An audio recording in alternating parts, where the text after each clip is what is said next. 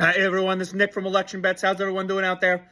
I just want to check in with you. There's been, oh man, there's been some movement in the numbers, boys. All right, let's just jump right into it because things are getting crazy. God, I love election betting. I love election betting. You're gonna see exactly why here today. So I do want to talk about Donald and Kamala as winning the election bets because I just kind of been putting it off as I'm gonna live bet them election night. That's how I like to do it. And here's why. Look, this election cycle is insane. It's unprecedented. It's atypical of any other election cycle in history. The news cycles are holy mackerel out of this world. It's a lot. And we are in wholly uncharted waters. Just objectively. Take away who the candidates are. Like, just from, old guy basically drops out of election because of a bad debate. Never happened before. One candidate gets shot in the ear, and it's pretty much forgotten a week later. What? Never happened before. Black woman takes old guy's place 4 months before the election. Never happened before. All right? Look, I don't know. If you think you know who's going to win this election, you're insane. All right? We are still 4 months of, 4 months of craziness, of continued craziness away. I don't know what these numbers are, how these numbers are going to shape out. I don't know if these are good or bad numbers. Right now, Donald dropped a little bit. Went up a little bit to minus 165. He was minus 175 yesterday. Kamala went from 140 to 130, plus 130. That shows the race tightening. That actually kind of feels right, to be honest, based on what we're kind of seeing out there in the news cycles and everything else. Look, who knows how this is going to shape out? All right, I don't feel comfortable betting this until the reality is when you're actually looking at data on election night as different states report and as different things happen. And you can kind of parse that out. I feel much more comfortable doing that than trying to guess news cycles because who would have guessed any of this at this point? I mean, maybe, look, some of you out there in MAGA land, I'm going to give you credit where credit's due. Absolutely. You called this about Biden. You absolutely did. Good on you. You knew it. You've been saying it for basically 4 years. All right. So you've been saying that for 4 years. You called that one. All right. You called that one. But everything else, come on. What is happening out there? It's madhouse. It's a madhouse. I'm just not touching these numbers. You do what you want to do. I just don't think it's worth it at this point, considering how much they're going to move on election night.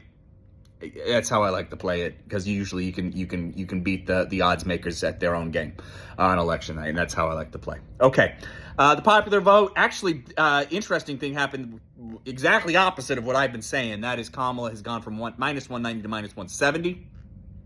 The Democrat nominee number caught up. It's also at minus 170. Yesterday, there was a big difference between the two. But they're both at minus 170 now. Again, get on these numbers, guys. I really, honestly, as this race shapes up, I really do. Look, winning the popular vote is wholly different from winning the election. It's a wholly different thing. All right? So get on that popular vote. Kamala Harris, again, this is the fact that matters. Democratic candidate has won the popular vote 6 of the past 7 elections. That's all you need to know.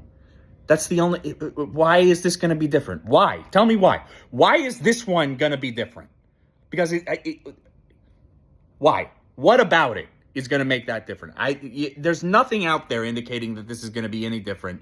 Again, Kamala is from California. She's going to run those margins up huge. New Yorkers love her. She's going to run up the margins in New York. All the major population centers are coming out for Kamala. Georgia is coming out for Kamala. I think Georgia is a toss-up state of toss-up states right now. I think Kamala put Georgia into play in a big way. All right? She did. It was well into Trump's column before. Now it's a big toss-up, big question mark. Lot of enthusiasm in Georgia for Kamala right now. Okay, really interesting stuff there. All right, the VP candidate, the VP pick for Kamala. Oh my goodness. All right, what is happening? Okay, this is where this is blowing my mind, some of these numbers. All right, Shapiro dropped. He is now the front runner according to the odds makers, okay? And that's what I've been saying. Plus 175.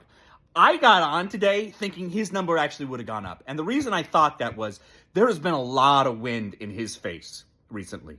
A lot of unions are coming out against Shapiro. A lot of, also, frankly, I don't know how his position on Gaza and Israel jives with Kamala.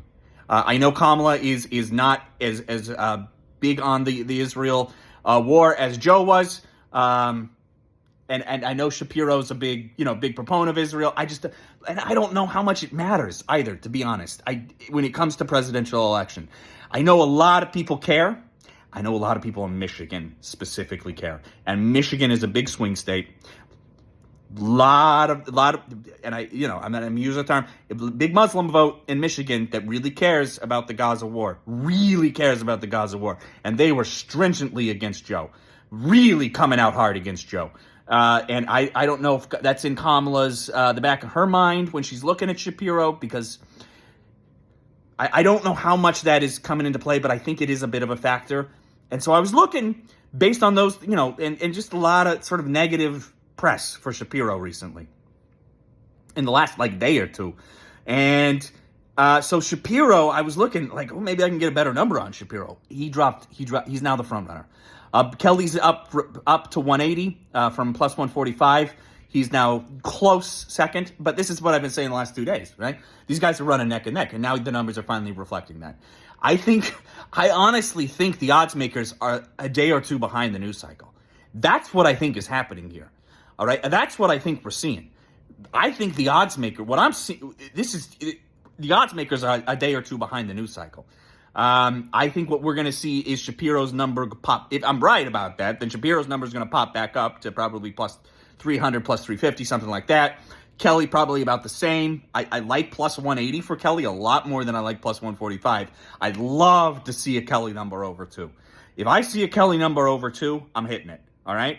I'm taking a Kelly number over 2. I have Shapiro at plus 500 right now. I got on him way early because I thought that was just a crazy number. He's been plus 250 the last 2 days. Now he's down to plus 175.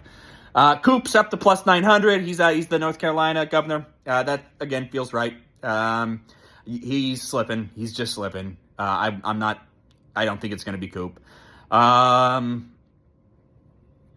Buttigieg is up to plus 1,500. Again, it ain't gonna be boat. It ain't gonna be boat.